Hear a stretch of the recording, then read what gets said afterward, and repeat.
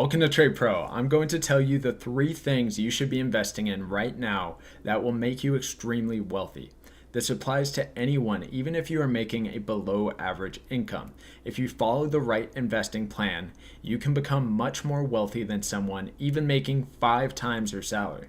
So I will show you my 3 recommendations on what you should be investing in, break it down on the compound interest calculator so you know what to expect for your personal situation, and talk about what to do if you are already out of time and retirement is just coming around the corner and you feel like you don't have enough money and that you won't be ready. But first, before I get into that, make sure to like the video, comment down below for the YouTube algorithm, subscribe if you haven't, and use my Webull link to sign up and get 2 free stocks when you deposit $100. I appreciate you guys. Thank you very much. Now let's get into the video. All right, I'm not going to keep you waiting. Let's get right into the 3 things that I'm recommending. But first, I do need to say I'm not a professional financial advisor, so do your own research. Don't actually listen to me, but actually listen to me because the advice is good. Anyway, the first thing I am recommending is the U.S. Growth Mutual Fund through Vanguard, VWUSX. And why do I recommend this? Well, not only because it has a fantastic track record of 11.2% annually since 1959, but it has built-in diversification throughout U.S. growth stocks. The second thing that I'm recommending is the International Growth Mutual Fund through Vanguard, VWIGX. And why this one? Well, it gives us a fantastic average return since 1981 of 11.54%, and it has built-in diversification into it, but it also takes us outside of the USA, so it further diversifies us from relying on US economic success. So getting in that international growth with the US growth is a fantastic combination, and it has a fantastic track record. So these are the first 2 that I'm recommending. And the third one is over here. And it's going to be just the classic S&P 500 ETF VOO on Vanguard. And this, of course, we all know has a lot of large cap stocks. And it's a great diversification as it stands. But it just has a fantastic track record as well. We all know that based on what it's saying here, since 2010, 15.31%.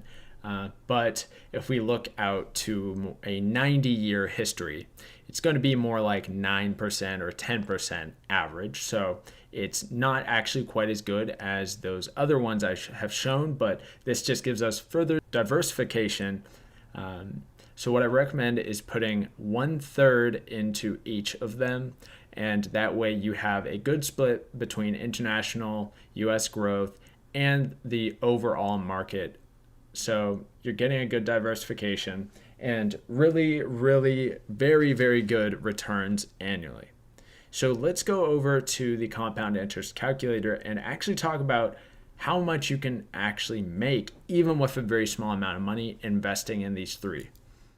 All right, I'm on a compound interest calculator and I want to go through a bunch of different life scenarios. Maybe you're a 25-year-old with 40 years left to invest, or maybe you're already 50 and you haven't started investing yet. So I'm going to put in the figures and see what type of returns can be expected in different scenarios. But first I want to pop on over to this page where it says the median retirement account balance by age. And it says 55 to 64 is only $104,000. So keep that number in mind as we go through with the compound interest calculator. Okay, so the first scenario that I want to go over here is someone who's 25 years old and they have just got their first job out of college. So they're making, let's say, $40,000 or $50,000 a year, pretty normal first type of job out of college. And we're going to say that since they have they're 25, they have 40 years here, and that since they are only 25, they're only going to have a $4,000 as their initial investment, and their monthly contribution is going to be $500 for those 40 years, saving $500 a month. Pretty conservative, making a normal wage in the US. Then the estimated interest rate we're going to put at 11.5% and calculate it. So in this specific scenario, they're going to end up putting in $244,000 over that 40-year period. But with the compounding interest, that account is going to grow to $4.3 million. So they're going to be in a very, very good position, just much above the average person, just by investing $500 per month in this way. Now, let's talk about someone who maybe they're making a little bit more than the average wage in the US. So if they're investing $1,000 per month, and this is for a single person, not a married couple, where you could double these figures. Now we're looking at a total contribution of $484,000 and $8.3 million at retirement. Now, if you're a couple and each of you are contributing $1,000, and we're going to start this with $8,000 now, calculate this. Now you're looking at $16.6 million. So very, very significant. And you've only actually contributed $968,000, but it grows with that compounding interest to $16.6 million. Now let's get to kind of less of an ideal situation. Maybe that length of time in years is cut down to 20, and you're already 45. And let's say you're a single guy and you can only contribute $1,000 a month, but since you are much older, you already have $30,000 saved. Even with this scenario where there's much less time for the compounding interest to take effect, we still get over $1 million, which is enough to retire based on. So what you can also do if you don't have all that much money at retirement is make better use of your money for retirement by traveling to another country.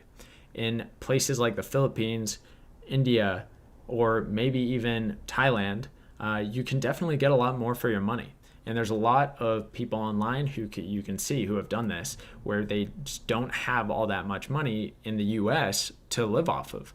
But if they go to one of these other countries where the cost of living is so low, they are actually very well off for a country like that, where the wages are only a couple $1,000s per year on average, where in the US it's like around 50,000, 60,000.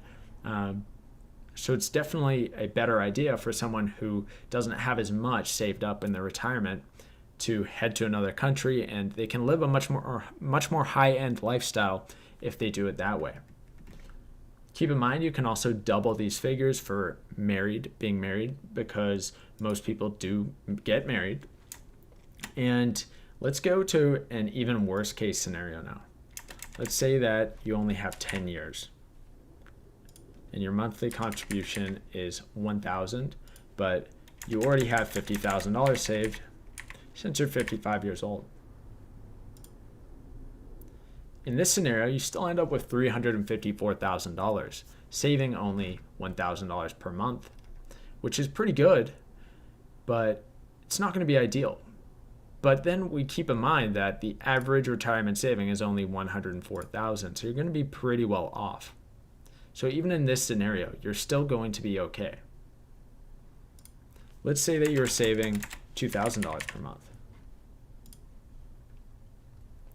$559 is looking pretty good. And for people making higher than average wages, being able to save $4,000 a month isn't all that hard. So you're still going to end up with around $1 million even over a 10-year period, saving $4,000 a month. Now, let's say that you have a fantastic scenario. From age 25, you're already making over $100,000 per year, and you have 45 or 40 years of time left before you retire, and you're going to be investing $3,000 per month, and you have starting $10,000. So in this scenario, $24.8 million. So it really goes to show the compounding interest really plays a huge role here, because the total actual contribution is still only 1.45 million, and it turns into 24.8 million.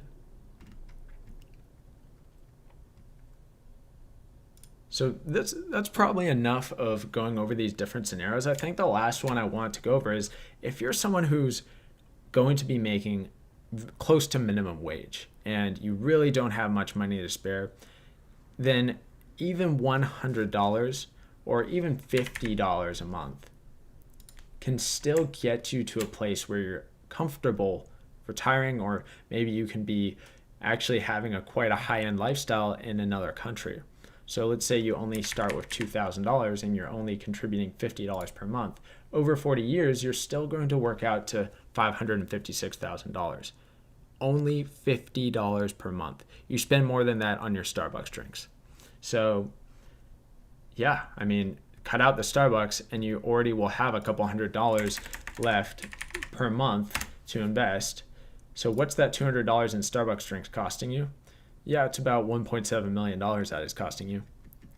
What's your leased or what's your financed car costing you? Well, $500 a month for your financing. $4.1 million that car cost you. So pay cash for your car, buy a cheap car that you can actually afford, and you can save that $500 a month. Stop trying to impress people by buying stupid stuff, and you can definitely find a few $100s extra to save each month, no matter what your income is. All right? And I'm not talking about people who are disabled. I'm talking about people who are fully capable of working. The average person who should be able to, contribute to society and control themselves with their spending. Don't spend recklessly on things you can't afford. And it's your fault if you end up completely broke at retirement. So if you have the basic knowledge and know what to do, it's completely your fault if you don't end up a multimillionaire at retirement. Okay, unless you are disabled or have some other circumstance that is out of your control, then I'm not talking about that person. So don't get mad at me in the comments. But anyway, that's pretty much it for the video. Those are my 3 investments that I would definitely recommend and that I personally use. And hopefully you guys enjoyed. Have a fantastic day. Thank you for listening.